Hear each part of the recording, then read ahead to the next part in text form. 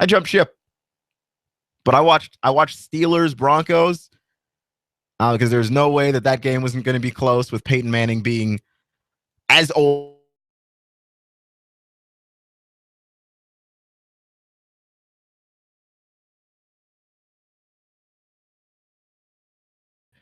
A separated shoulder hurts. I've had a sprained shoulder and I wanted to die. I don't know how you play a game of football on a separated shoulder. I have no idea. It's incredibly painful.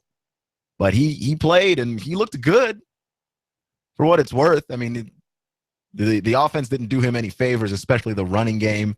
They were missing a lot of pieces, and so I mean, it looked bad. It was an ugly game, but it was a really fun ugly game. I'm okay with those. I'm okay with those because there's a lot of games that you watch it and it's just bad football. Like it's just terrible football. Why are we watching this? Why did they bother to televise this garbage? Which that was the weekend before. It's just a lot of bad football. But this week, I thought we had a lot of really good football. I thought that outside of the Patriots and Chiefs and and Panthers Seahawks was just not good. The Panthers got up early. The Seahawks, made their desperation run, which when you've got a guy like Russell Wilson, you can always do, but it wasn't a good game. That wasn't a good game. And Packers Cardinals, Larry Fitzgerald is the man, and I'm rooting for the Cardinals. Like if you just look at teams with the storylines that you want to root for, Larry Fitzgerald being in the league all this time, sticking around even when he had no quarterback throwing to him, being faithful to one team, I like that. Okay, I like it a lot, and that to me is the kind of guy that I like to root for, just because he's stuck with one team. I like the guys that stick with one team their whole career. It's not an easy thing to ask someone to do. There's a risk that you could come away and not win any championships. And people hold that against you. Like in the long run, you're like, you can't be one of the greatest of all time. You don't have a ring. Even though receiver is probably the hardest position to affect a game through, because you only have a few touches a game. You don't choose when to throw the ball to yourself. I mean, you just get open. Your quarterback has to see you, even if you do get open. There's so much that goes into being an NFL wide receiver. It's risky to stay in a team like Arizona, who has had no quarterback for years, and just pray that a guy like Carson Palmer shows up? Because that's really what happened.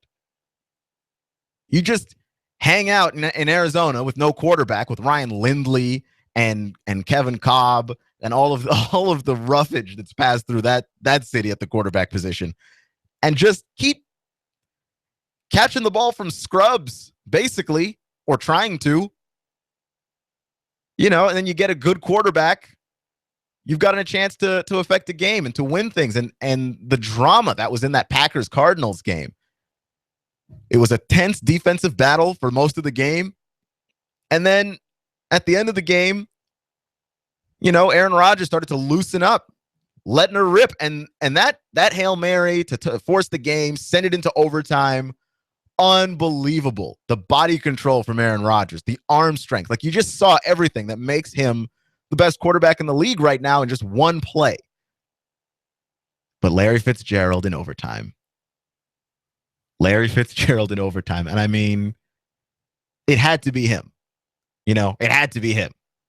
Just the way that he plays the game and the legacy that he's got at that team. Like, Larry Fitzgerald, greatest Arizona Cardinal. Hands down. To give it to him, Larry Fitzgerald ended that football game. And you knew once they got to the goal line, they were going to try and get it in his hands and get him the score. I thought that was cool of them to do, for sure. But here's the thing. Here's an interesting tidbit about that game, because here's an interesting thing to note about NFL overtime rules. For years and years and years, NFL overtime rules sucked. They were terrible. Basically, it was sudden death. You scored a field goal, game was over. And the NFL changed their rules to where if you score a field goal, the other team has an opportunity to match the field goal or score a touchdown and beat you, which I like a lot. But if the other team scores a touchdown first, then the touchdown beats you. The touchdown is still sudden death. And the Packers actually voted against a rule change last year that would have allowed them to match the Cardinals touchdown for touchdown. They would have had that opportunity. But because they didn't vote for it, and I mean, not because they didn't vote for it, a lot of other teams didn't vote for it also, but it's just funny that they're one of the teams that didn't vote for it, and of course, they're the team that needed it the most. Nobody needed that rule change more than the Green Bay Packers, and they're the ones that didn't vote for it. Like, it's hilarious. It's just an interesting thing to note. Okay, that came up. Just an interesting thing to note. It's one of those things where you just feel like you've just shot yourself in the foot. The Packers voted against that one. I bet they won't be voting against that one this year. That's going to be my guess on that one. This is AM 1240 Hot News Talk Radio. You're listening to Clutch with Keon Rose. I'm wearing a suit and tie. Do you know why? Do you know why?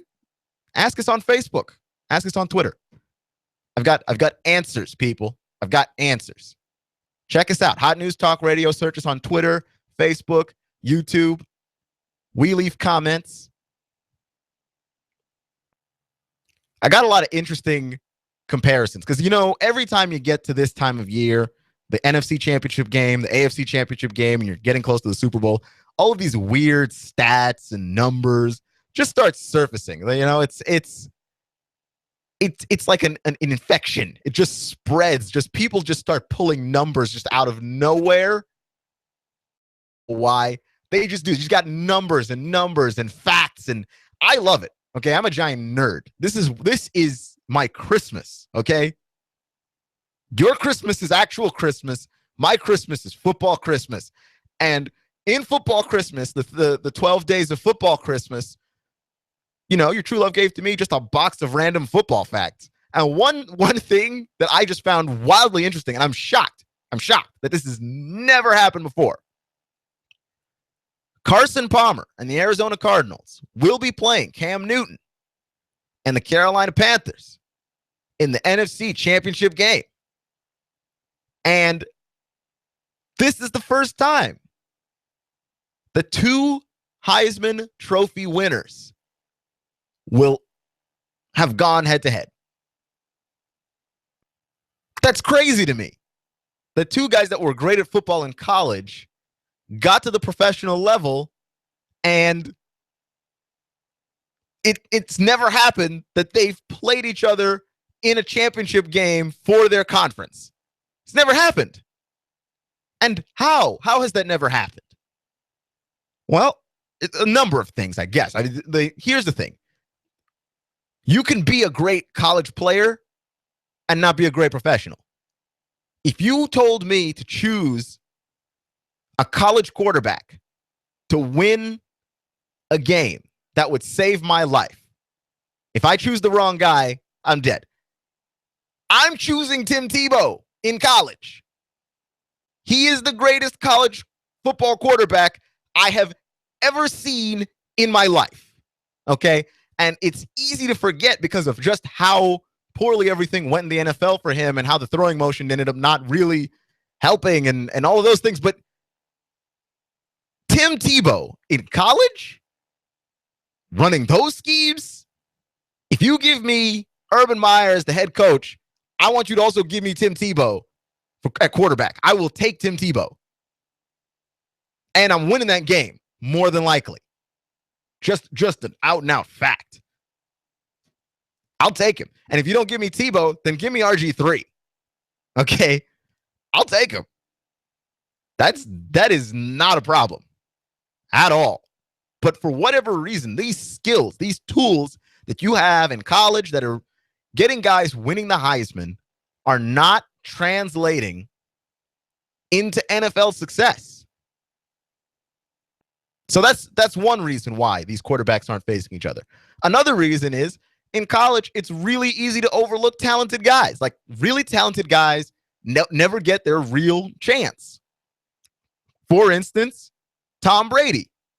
Tom Brady was in Michigan, and it seemed like if you just go back and look at the tape and go back and look at the games, every time Tom Brady got a chance to play in Michigan, he was nothing but a winner. But for whatever reason, he didn't get as many opportunities as he should have. And the lack of exposure there led to a lack of exposure that in the combine, and he looked average. I mean, Tom Brady, if you look at Tom Brady now, Tom Brady, groomed Tom Brady in GQ, looking like a model on the covers of magazines, does not look like Tom Brady that was in the NFL combine, all right, back in 2000. That is not the same Tom Brady. That dude looked like an average dude. That guy just looked like an average guy. All right, there are pictures out there of just Tom Brady at the NFL Combine looking as doughy and pudgy as just any dude that just came up off the couch. He just looked like an average guy and didn't get the exposure in college. People just wrote him off. You know, the amount of times that Tom Brady has been to the Super Bowl, Tom Brady never won a Heisman because he never got the opportunity to. Okay, and you look at the quarterbacks around this league that were just not Heisman guys. Brady, Flacco, Romo, just not Heisman guys. All right, but my number 3 person on my list of Heisman, of quarterbacks that if you gave me a college quarterback to pick in college to win a game for me, number 3 is Cam. Go ahead and give me Cam. And he did win the Heisman, and he is going to be facing Carson Palmer in the NFC Championship game. And the things that Cam Newton was able to do just at an unbelievable level in college, he's still able to do in the NFL. He's like the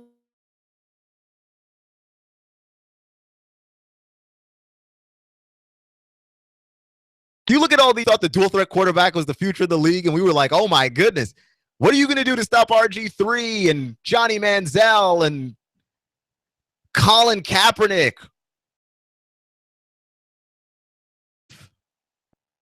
But I mean, Cam, really. Here's an interesting thing about Cam and why I think Cam ought to win the MVP, by the way. Cam Newton needs to win the MVP because he is 1 touchdown short of throwing the most touchdown passes in the league at this moment, and he is 1 rushing touchdown short of having the most rushing touchdowns by a single player in the league at this moment. Come on.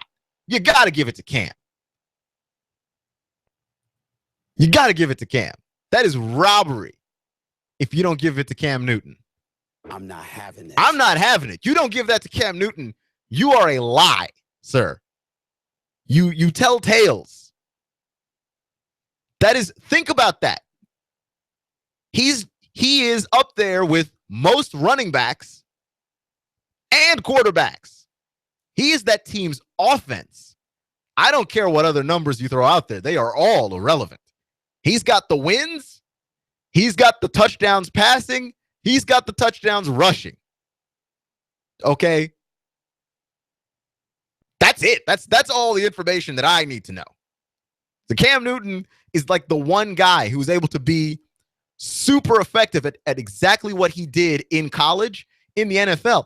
And it's weird, like the amount of scrutiny that we had for Cam Newton, like we were doubting, like I think we all thought he was going to be like a nice player, but I don't know that anybody thought that Cam Newton was going to be the monster that he ended up becoming now. I didn't.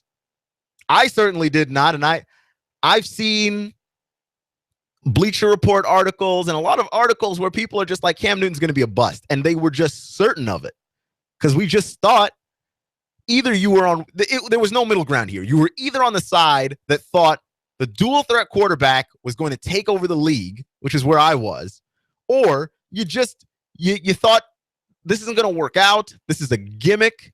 We need more traditional pocket passers, and that's where the pendulum is swinging again, because most of these dual threat guys, Vince Young, didn't work out.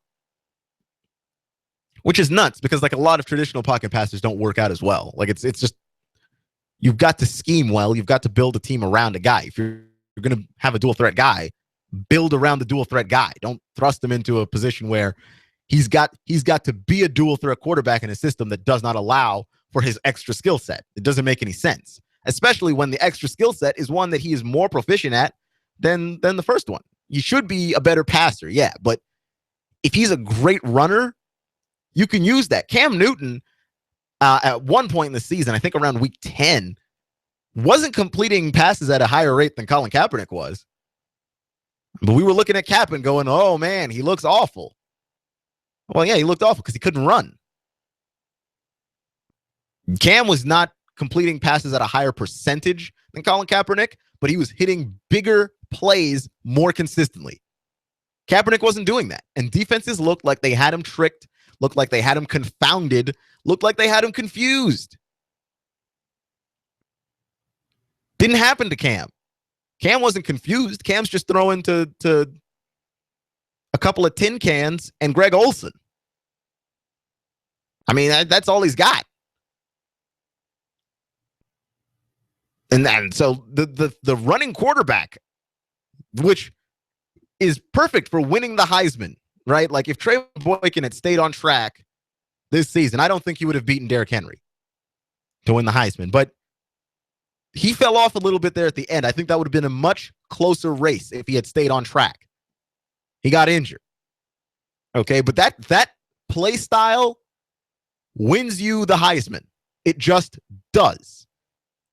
Okay, we were talking about Paxton Lynch out of Memphis. Paxton Lynch looks more like your traditional pocket passer. Nobody was talking about him for winning the Heisman. Undefeated for most of the season. Dropped just 3 games. Nobody was talking about him for winning the Heisman. You know, talk about all the Baylor players. You talk about all the TCU players. You talk about running backs, but you don't Heisman in college football anymore. So, of course, we're not going to see a couple of those guys facing off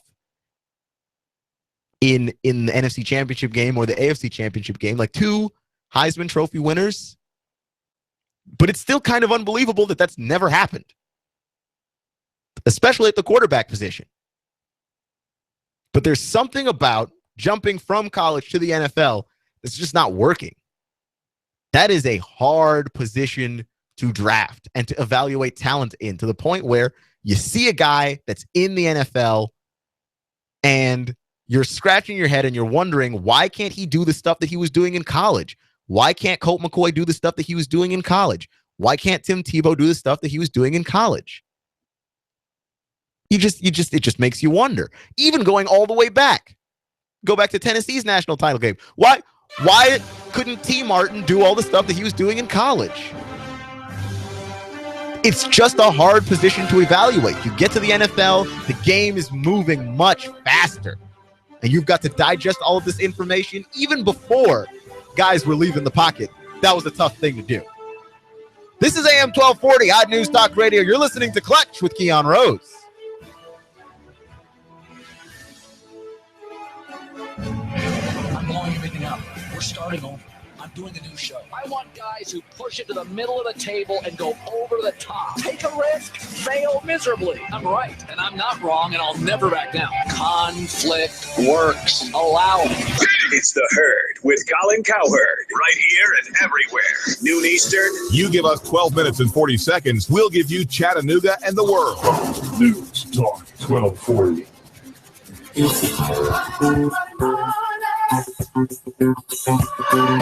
On your signature, you can get $150,000. Can you believe that? $150,000 on your signature. Hi, I'm Bruce Krebs with the Entrepreneur Source. There's a program right now that you can get $150,000 on your signature with no pledge of collateral or personal guarantee. Call me at 423-875-5621 to learn more. 423-875-5621. You've been thinking about starting a business and becoming self-sufficient. Don't do it on your own. I have a proven track record for the last 13 years. a 96% success rate. I can guide you into a franchise where you will pay yourself through the startup phase with very low or little risk. Call me now. I'm Bruce Krebs at 423-875-5621. 875-5621. And make sure to listen to the Entrepreneur Hour every other Wednesday from 11 to 12 o'clock here at AM 1240 Hot News Talk Radio. Call me now, 875-5621.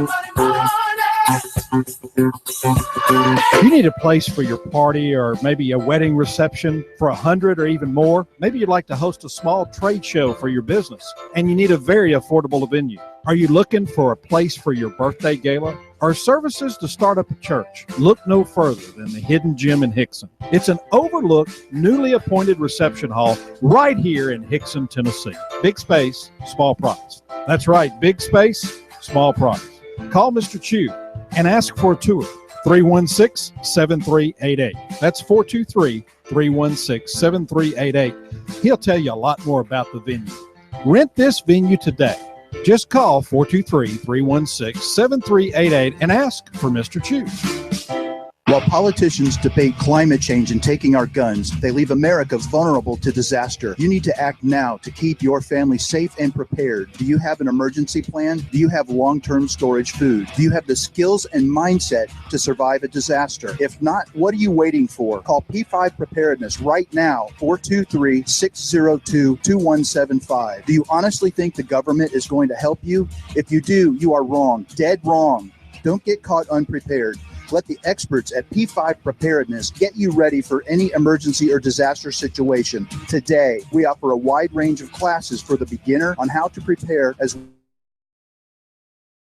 range of supplies, including long-term storage food, water filtration, outdoor gear, tactical gear, and plate carriers. P5 Preparedness, East Brainerd Road between I-75 and Gun Barrel Road. You will see the Army Deuce and a Half truck. 423-602-2175, 1309 Panorama Drive, Chattanooga. P5Preparedness.com. You give us 12 minutes and 40 seconds, we'll give you Chattanooga and the world. News Talk 1240. AM 1240 Hot News Talk Radio with your Hot News Now update. The two younger Ottawa basketball players accused of aggravated rape have had their bonds set at $5,000. The 17-year-old student who's accused of carrying out the alleged rape has not had a bond set. The attorney did not try for one. Sevier County court documents also include a restraining order filed to keep the students away from Ottawa High School in order to, quote, prevent the victims from having any kind of uncomfortable or threatening situation pending completion of this case. All three students have been removed from the high school basketball team and expelled from Ottawa High. A grandmother accused of leaving her 13-month-old child in a car for 5 hours has been charged with second-degree murder and child cruelty. Barbara Pemberton, who's 47, was taken into custody on Friday. The child, Shadow Braxton Pate, was pronounced dead after being taken to Hutchinson Hospital. The GBI brought the charges. The MLK birthday parade and march will continue as scheduled on Monday at 3 p.m. The city has ensured that the parade will remain as planned with a lineup at 1:45 p.m. between the Waffle House and Ridgeview Baptist Church. You give us 12 minutes and 40 seconds, we'll give you Chattanooga and the world. News Talk 1240. Clear skies will continue out there through the nighttime, but bitterly cold overnight. Lows lower to middle teens. For Tuesday, lots of sunshine, but still quite cold. Highs into the lower to middle 30s. Tomorrow night, not as cold. Lows near 25, with more clouds and a light wintry mix changing to rain later Wednesday. For lunch or dinner, come to Guthrie's, home of the original golden fried delicious chicken finger with their special world-famous sauce. Open daily locations in Trenton, Signal Mountain, and Ringgold. Go get Guthrie's. It's always good. And I'm Sortine 12 Chief Meteorologist Patrick Hoare. On AM 1240, Hot News Talk Radio. When the weather turns bad, turn to AM 1240 Hot News Talk Radio. On the net, hotnewstalkradio.com. Follow us on Twitter, YouTube, and Facebook. From the Hot News Talk Radio Weather Center. Chattanooga, we've got you covered. When the weather turns bad, the Tennessee Valley turns to Hot News Talk Radio. Go, go, go, go, go, go. You give us 12 minutes and 40 seconds, we'll give you Chattanooga and the world.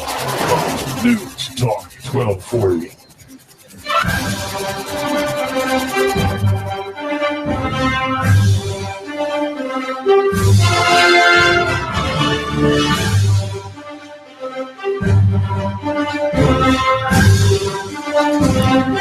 This is AM 1240 Hot News Talk Radio. You're listening to Clutch with Keon Rose, and that would be me. Thank you for joining me, giving me your time on your drive home from work or what have you. Supporting us and following us here at Hot News Talk Radio in all of the ways that you do. On Facebook and Twitter and YouTube. Search Hot News Talk Radio. We're the first thing that comes up. If you want to hear Russell talk about technology, talk about apps, because here's the thing. I like apps. I have a smartphone, as many of you do. And like, I'm the guy that's always running out of space on my phone. My phone is always whining at me. Hey, Keon, you should probably delete one of those apps. I don't know if I have enough space. Like, look, phone, I like apps. How am I supposed to follow all of Russell's suggestions if you don't let me download more stuff? So then I got to delete one or two and rearrange it. But it's fun. It's nice. I've got a lot of nice sports apps, so I really need to talk to Russell about doing that show. I have a binary clutch crossover show, like some kind of lame comic book, just a crossover event. You got to listen to all of them. Just to get in the habit here. If you want to listen to Mr. Tulis, a lot of high-minded ideas of how to make this country better, especially at the local level with issues that mean a lot to you. We talk about the police on the Mr. Tulis show a lot. Police brutality, abuse of power at the federal level of government as well as the local level. So tune into the David Tulis show for all of those things. And of course, this show, we talk about sports. I talk about things from local and abroad, but it's the NFL. We're coming up to the Super Bowl. I'm talking about the NFL. I'll talk about whatever you want. Phone number is 800-8949. And of course, we have a segment called Jay Asks. It's right around the corner. It was very successful the one time that it ever debuted. It's for all of you. Wives, girlfriends, people just curious about sports that just have basic sports questions that you're too embarrassed to ask. Don't be embarrassed. We all got questions. How are you supposed to learn? The first step to knowing stuff is not knowing stuff. So Jay asks on behalf of many of you, as well as just questions if you send them in, Facebook, Twitter, tweet at me at SportsCloud.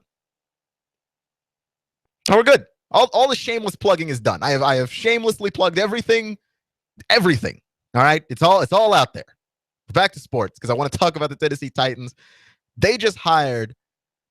More like promoted from offensive coordinator from interim head coach, and then from interim head coach to head coach, Mike Mularkey. Mike Mularkey will be the head coach of the Tennessee Titans. And I just have a question about Mike Mularkey. Okay. And I have these questions because it seems like, one of those things where it was the safe choice.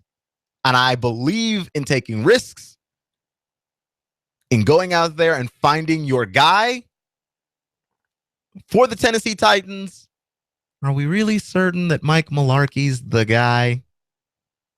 Just Mike Mularkey has got a terrible record as a head coach.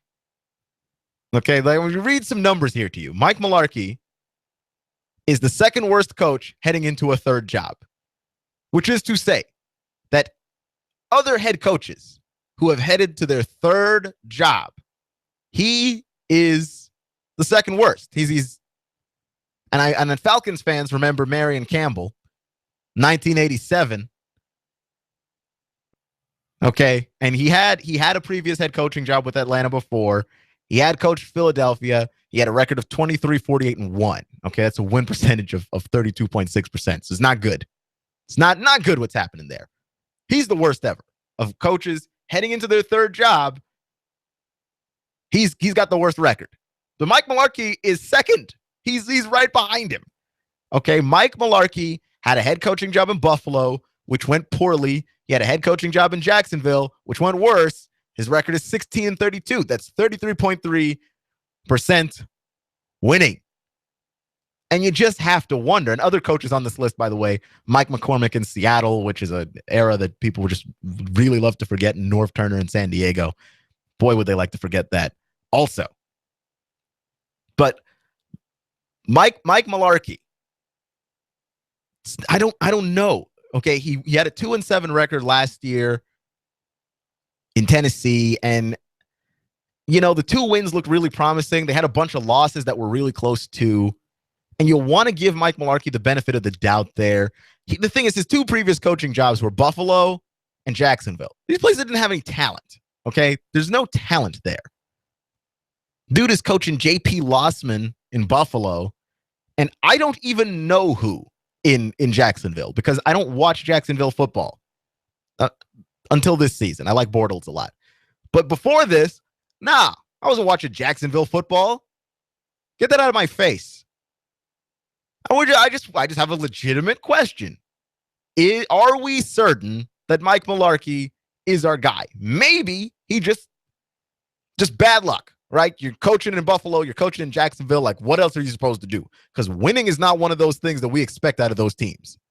We just don't. Like, there's teams in the league. There's teams in every league, in every sport, where winning is not one of those things that we expect you to do. It's just, I'm sorry. We just don't expect you to do it. Victory, trophies, division titles, finishing anywhere above 500, we just don't expect you to do it. All right? Like the Philadelphia 76ers don't expect you to do it. Cleveland Browns don't expect you to do it. Jacksonville Jaguars, we don't expect you to do it.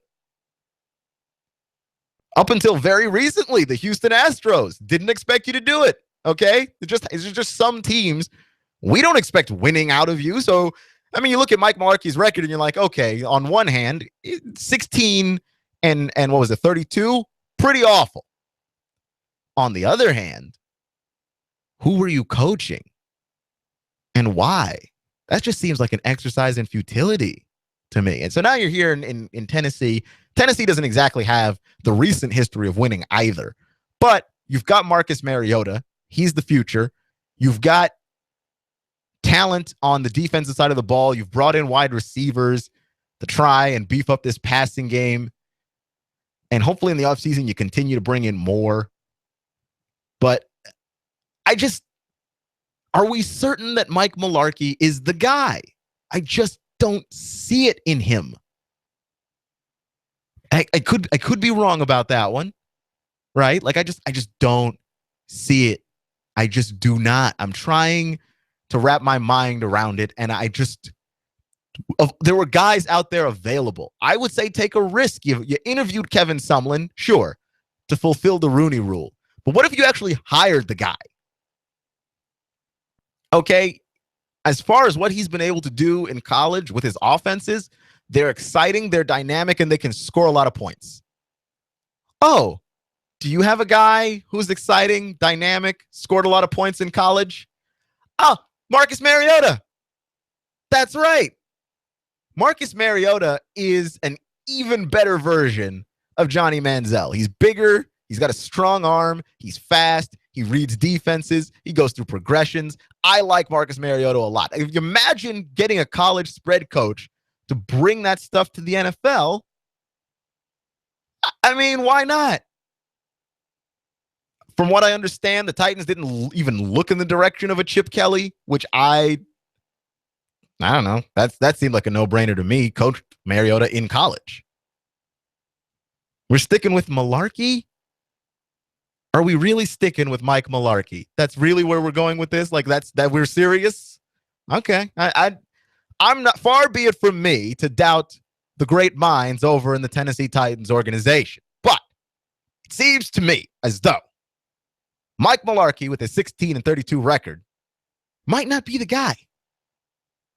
Okay, part of it is when they played well, the Titans played well. All teams play well when they fire their head coach. It's what happens. It's a change in the locker room culture. The team starts to band together a little bit more. They're a little bit more of a tight-knit unit. Okay, it's very us against the world, and you get a little bit of a boost there. You get a little bit of a kick there. You win a few games that maybe you wouldn't have won before. You know, the change in scheme, your opponents, your rivals, they're not used to it. You get away with some wins where there shouldn't be wins. But make no mistake, these are not actual permanent victories here to stay. You cannot rely on victories won this year because of the coaching boost kick to transfer over into next season, which is why I have serious doubts about Mike Mularkey. You should do. And you should too if you're a Titans fan. You should have a lot of very serious doubts. Though he's not off to a terrible start. They've moved their offensive coordinator, whose name at this moment eludes me, to quarterback coach, which they're trying their best here to develop Marcus Mariota. I still don't know what they're thinking, okay? And nobody does. I mean, I was all over the internet. I was on boards today, and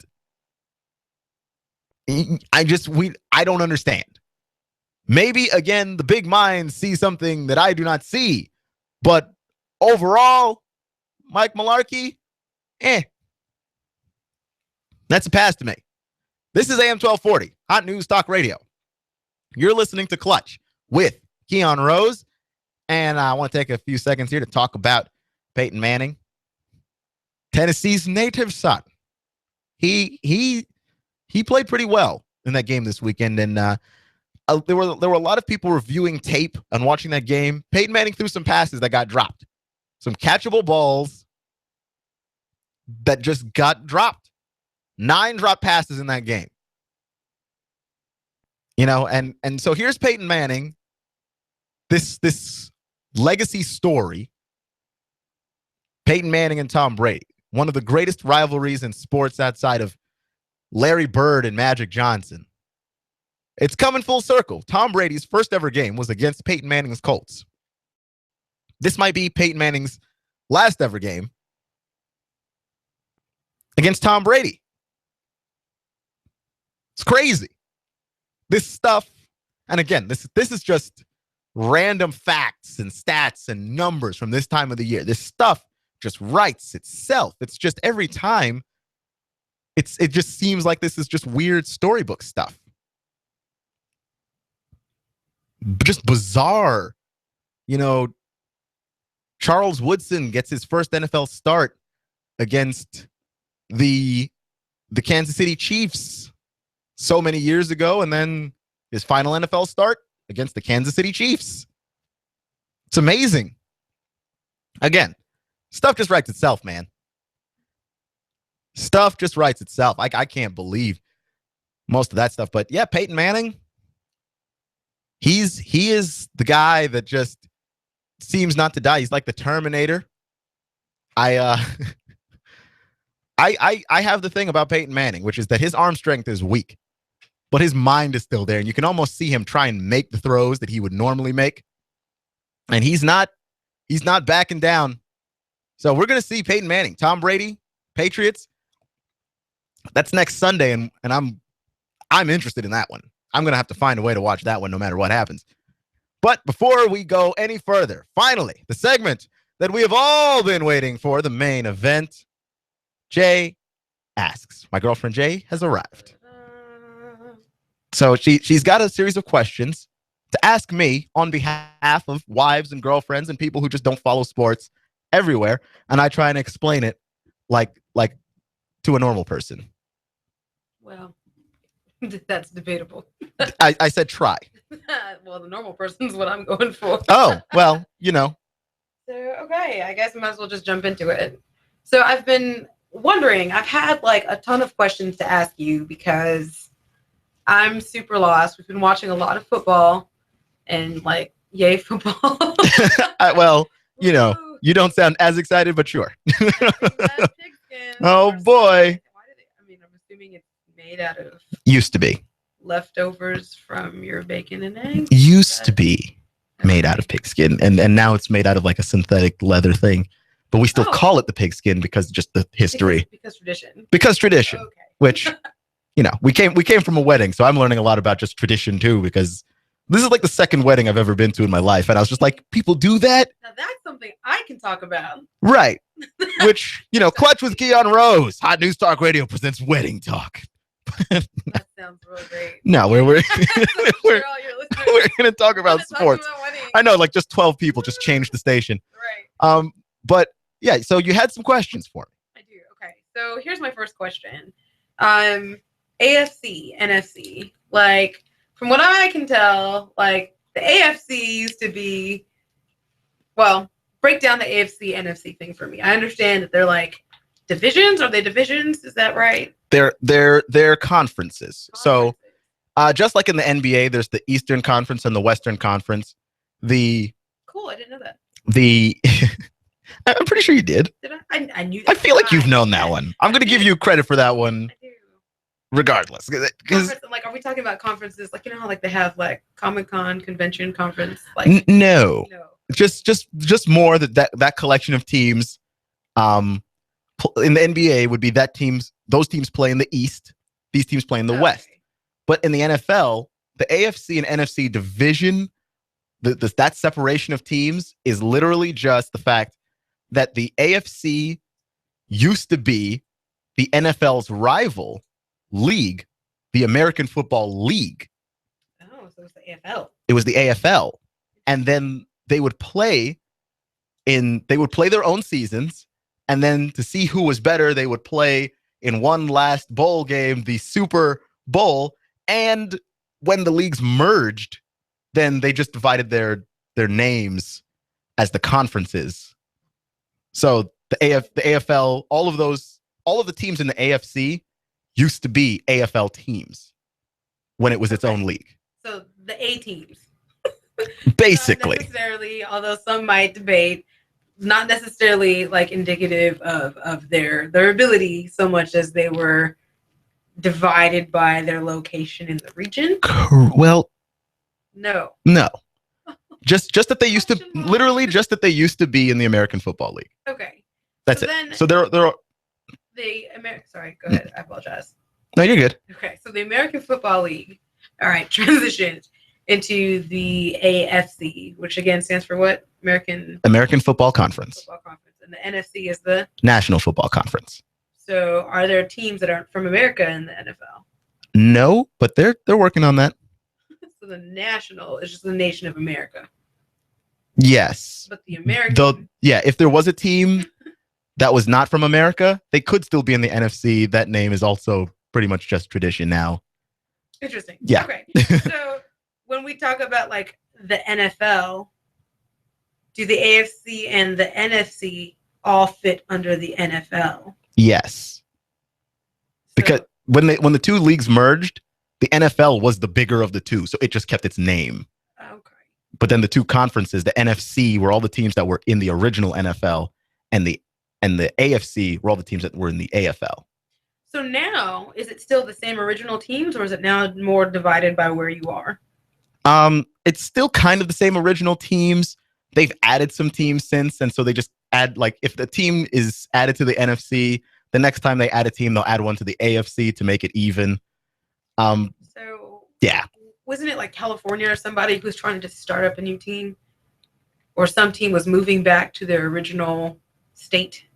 There's a lot of team moves, but you usually stay in the same conference regardless of your move. But yet, California, Los Angeles specifically, has had two teams.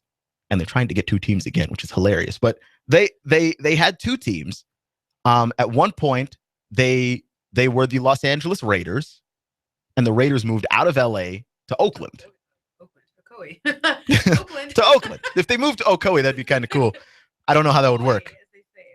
Right. And then they had the Rams. Okay. And the Rams moved out of LA to St. Louis. Okay. Where they have been for 21 years. They're moving back. What? They're moving back. How?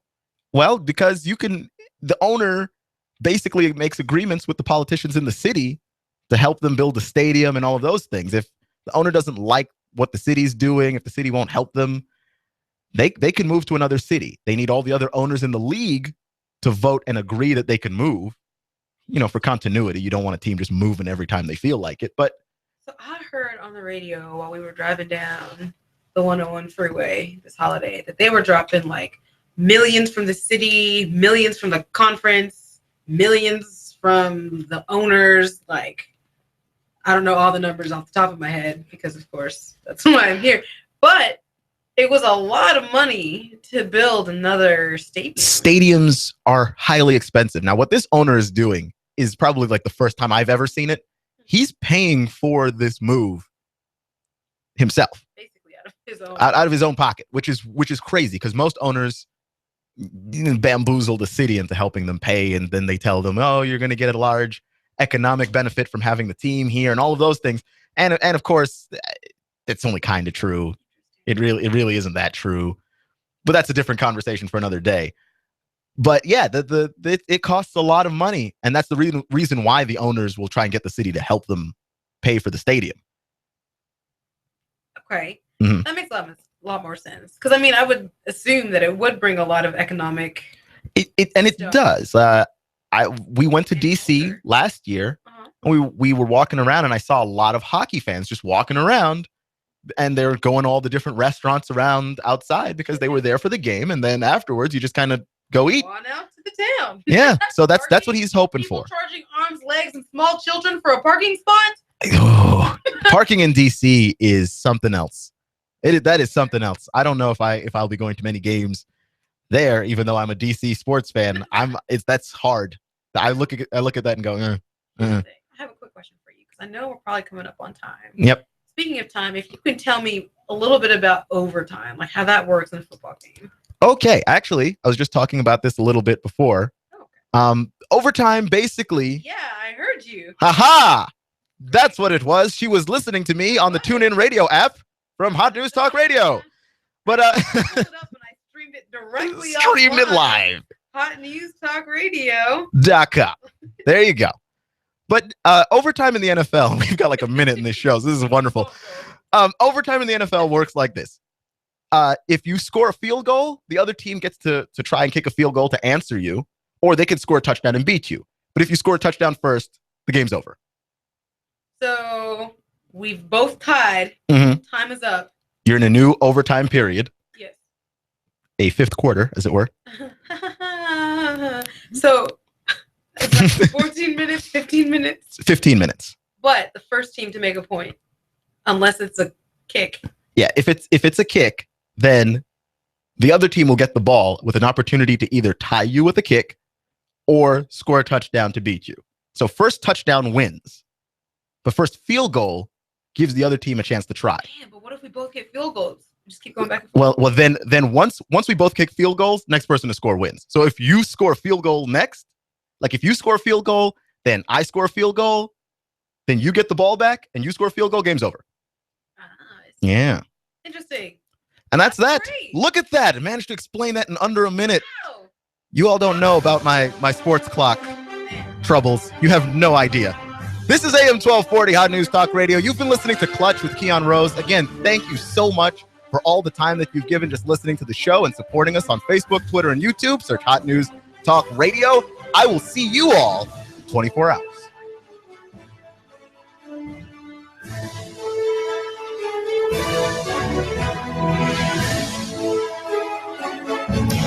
Compass Media Network's coverage of the NFL. Hi, this is Jerry Recco. Join Kevin Ray, Danny White, myself for all the action. Hot News Talk 1240. If it's the NFL, it's right here. You give us 12 minutes and 40 seconds, we'll give you Chattanooga and the world. Hot News Talk 1240. Clear skies will continue out there through the nighttime, but bitterly cold overnight. Lows lower to middle teens. For Tuesday, lots of sunshine, but still quite cold. Highs into the lower to middle 30s. Tomorrow night, not as cold. Lows near 25, with more clouds and a light wintry mix changing to rain later Wednesday. For lunch or dinner.